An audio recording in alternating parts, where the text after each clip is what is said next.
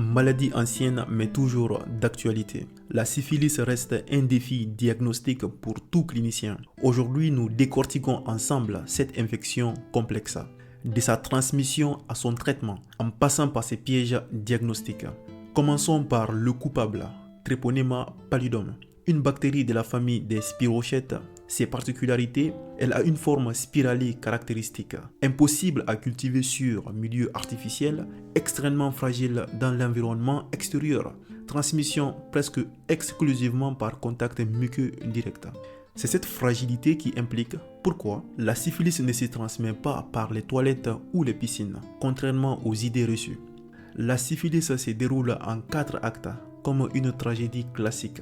Acte 1, syphilis primaire. Le chancre, c'est une ulcération indolore propre à base indurée, avec des adénopathies loco-régionales.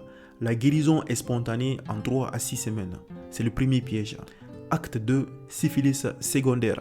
On a des rachis cutanés non prurigineux, souvent au niveau des paumes et plantes, des condylomes latés, alopécie en clairière. Encore une guérison spontanée. Deuxième piège. Acte 3, c'est la latence. Silence clinique mais sérologie positive. Période de latence précoce moins d'une année ou tardive si c'est plus d'une année. Acte 4, c'est syphilis tertiaire. Des années plus tard, nous avons des gommes syphilitiques, neurosyphilis, syphilis cardiovasculaire. Le diagnostic repose sur un duo de tests.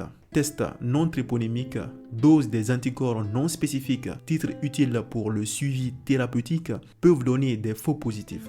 Tests tréponémiques, FTA, ABS, TPPA, sont spécifiques des Treponema pallidum, restent positifs à vie même après traitement, confirme le diagnostic. Attention au piège du prozone, concentration d'anticorps trop élevée qui peut donner un faux négatif. La neurosyphilis mérite une attention particulière. Sa forme précoce en moins d'une année donne des méningites syphilitiques, mais aussi des accidents vasculaires cérébraux. Les formes tardives, plus de 10 ans, donnent le tabes dorsalis, troubles proprioceptifs, Argyll-Robertson, mais aussi des parésies générales, démence, troubles psychiatriques. Le diagnostic nécessite des ponctions lombaires avec VDRL positif dans le LCR, cellularité, protéinorachie avec sérologie positive. La bonne nouvelle, le traitement est remarquablement efficace. Pénicilline G IV, la reine du traitement. Syphilis précoce, une dose de benzantine pénicilline G en IM. Pour la syphilis tardive, 3 doses hebdomadaires. La neurosyphilis nécessite pénicilline G IV 18 à 24 millions d'unités par jour pendant 10 à 14 jours.